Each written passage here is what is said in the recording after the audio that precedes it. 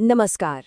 आइए आज चलते हैं श्रीलंका की एक ऐसी लोक कथा में जो दिल दहला देती है। ये कहानी है ताकत की, प्यार की और एक ऐसे धोखे की जिसकी गूंज आज भी श्रीलंका की हवाओं में महसूस की जा सकती है। और इस कहानी की शुरुआत ही होती है एक श्राप से।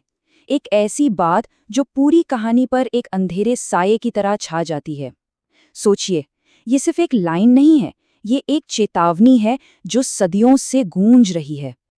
तो चलिए चलते हैं उस समय में, प्राचीन रहस्यमयी लंका की धरती पर, जहां ताकतवर यक्ष जनजाति का राज था।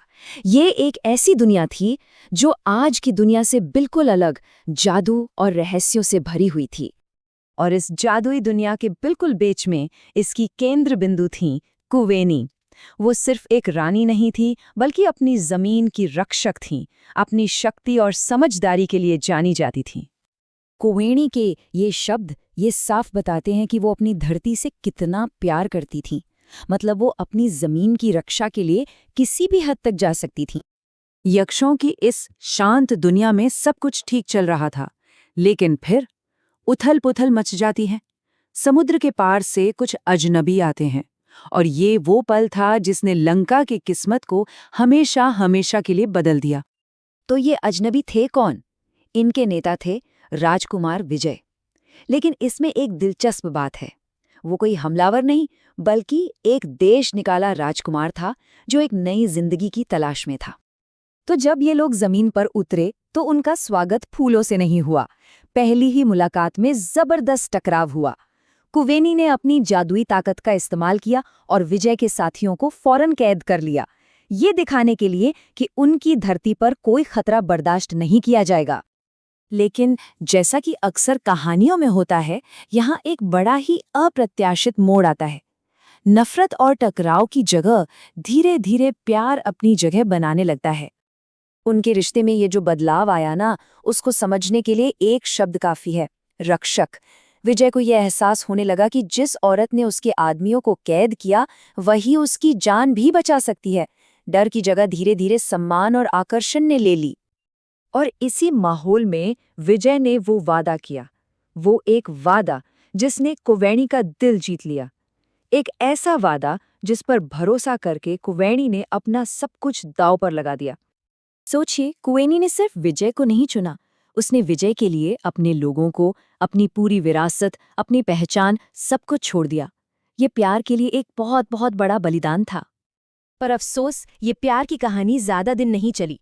जैसे ही सियासत यानी पॉलिटिक्स इसमें आई, प्यार का वो वादा टूटने लगा। और यहीं से कहानी का सबसे दर्दनाक हिस्सा शुरू होता है। अब देखिए, यहाँ पर सियासत प्यार पर हावी हो जाती है।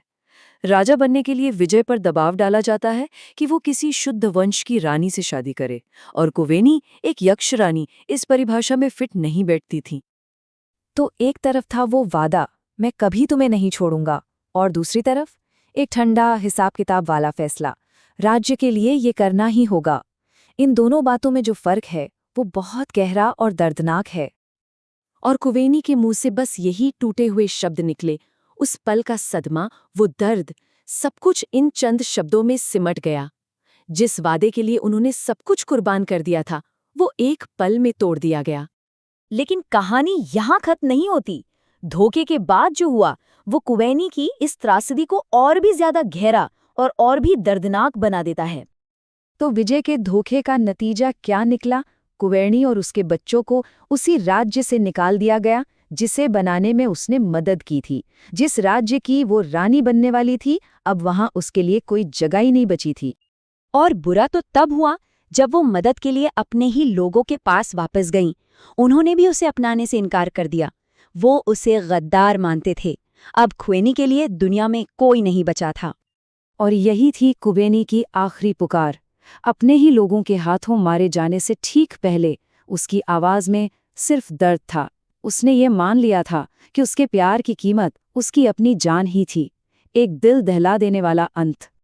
तो इस पूरी कहानी का संदेश क्या है? 3 चीजें साफ दिखती हैं: ताकत का खेल, सियासत का ठंडा हिसाब किताब और अक्सर एक औरत का बलिदान। और इस तरह कुवेनी हमेशा के लिए एक किंवदंती बन गई। लोग कहते हैं कि उसकी वो आखिरी चीख, वो दर्द भरी आवाज आज भी लंका की हवाओं में गूंजती है, एक याद की तरह। कुवेणी की ये कहानी एक सवाल छोड़ जाती है कि जब प्यार और फर्ज आमने सामने आ जाएं, जब निजी वादे और राजनीतिक महत्वाकांक्षाएं टकराएं, तो ताकत की असली कीमत आखिर चुकाता कौन है।